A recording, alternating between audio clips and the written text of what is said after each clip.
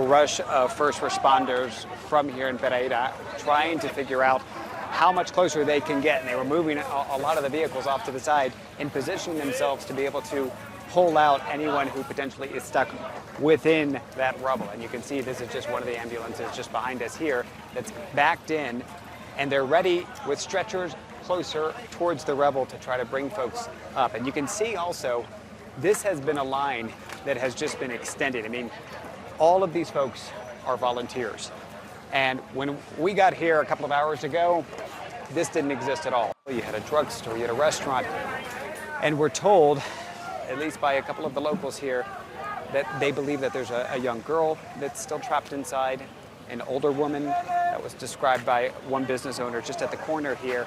Others have said, no, there's more people in there. And that's a totally exposed apartment. You can see bedding and a family's kitchen, and all of that, of course, has crumbled down onto the street. A lot of that has landed on vehicles.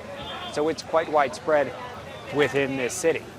One of the reasons that they decided to bring in even more first responders is they were hearing yelling at one point.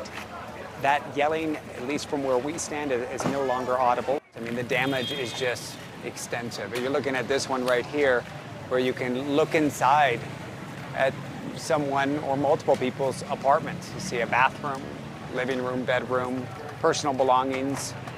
And then I think somebody's shower curtain is right here on the ground. 7 muertos, 5 vivos, y todavía hay vivos ahí. De aquí. Acá todavía hay. She says, as of last night, they had pulled out 7 bodies, y 7 muertos, Sí, y 5 vivos. and 5 survivors from this collapse right here. Ajá. ¿Y qué era? ¿Un apartamento? Ahí habían un hotel, había bares y había fábricas pequeñas. This was a hotel, and there were small little factories, and bares también, and little bars too. Oh, tanto desastre, no hay maquinarias suficientes. She says, given how much of a disaster this is, there are not sufficient enough machinery that they have. And I said, this is known as the city without doors. And she smiled and laughed because it's known for being such a friendly and open community. We've noticed a lot of folks are just sitting out in the shade and not going inside any of the structures. And that's because some of them may just be questionable as far as their stability, and others may not have running water and electricity still. And so they really have nowhere else to go in some cases. Look down here, I mean, just street after street of destruction. Acá no, pa.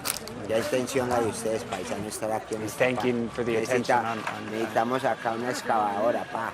Que nos colaboren aquí con una excavadora o una máquina para mover esta. He's asking, they need the machinery to be able to move this. They just don't have sufficient equipment to do it. It's rare that you walk into a disaster zone like that and just, like, they're trying to welcome you to their space, and yet they're also expressing their frustration and the need to have more resources, heavy-duty equipment to move this stuff.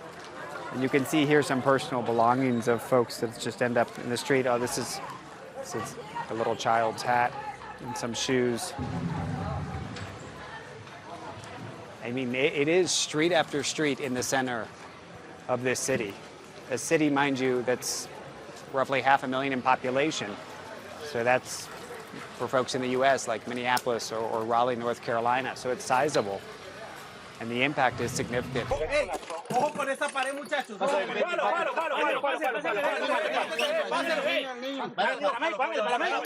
We're back in our world lead and dramatic video showing the moment a baby was rescued from beneath a collapsed apartment building in Colombia after a group of nearby residents just happened to hear her cries. It's just one of many chaotic scenes as search and rescue teams continue to work their way toward the epicenter of a 7.4 earthquake. The death toll now stands at 224. They believe a little girl is still inside this building. That's the sense of urgency that has got dozens of folks now on top of what was an apartment building, 4 stories high. On the ground floor, according to neighbors, was a drugstore and a restaurant. It obviously is now left in just total rubble, and they're trying to clear a lot of that. And this was a main street that went around this central square. That's totally covered. They've got a massive crane here and a lot of other resources that are coming in And they've been fueling this by bringing tanks of gas to this location to keep it going over the past 24 plus hours so that this operation hasn't had to stop. But you can see there's a lot of focus now on one area in particular, and we've been watching this over the course of an hour or so, and it's gone from moments of total silence. Even the crowd around has been totally quiet and trying to allow them to listen for whatever sounds they might hear from beneath the rubble.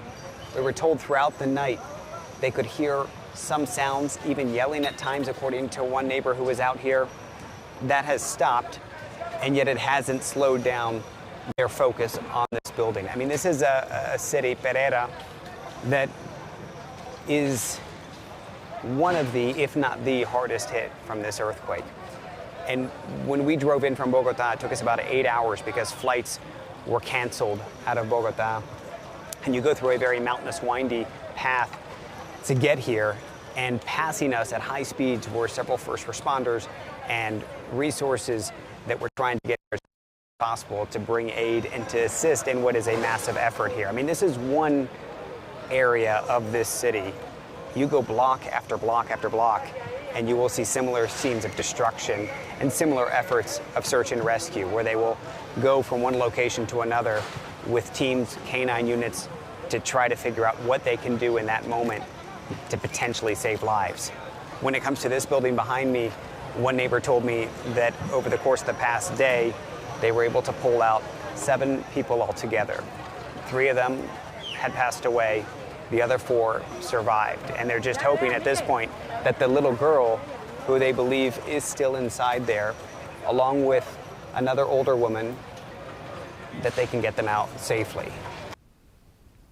David, they're really giving us a good indication on the scope of the challenge on the ground. Now, Colombia's president is ordering financial relief for victims of Monday's earthquake. He announced that people who lost their homes will be given financial support to rent temporary housing.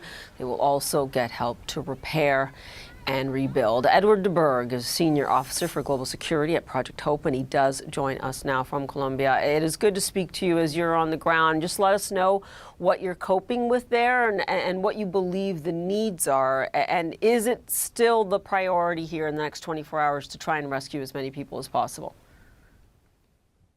Yeah, thanks for that. Can you hear me?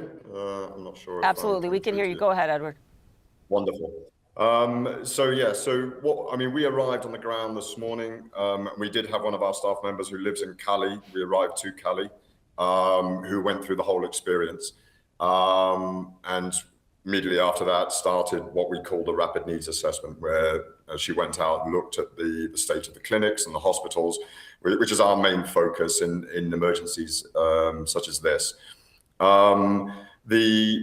Obviously, what your reporter is suggesting in Pereira or showing in Pereira, is spread over a huge geographical distance, and within Cali, which is a larger city, in different neighborhoods within the city. For ourselves at the moment, we need to do this needs assessment to look at where we focus our efforts. And at the moment, we'll be looking at the primary healthcare clinics, which, if you can imagine, the hospitals and the clinics being buildings as well, get damaged. Whether they get damaged completely or even partially, it makes them inoperable. And so what happens over these next few days is that as people need assistance, the hospitals can't get swamped, and then the clinics aren't able to assist.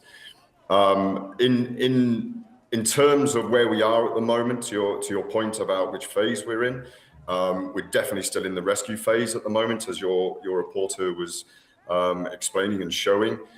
This happens at a very local level with the solidarity of the people, and also, organizations and institutions, government institutions doing rescue. And in these next 3 days, which are critical, this is where most of the rescue attempts will be focused at the moment.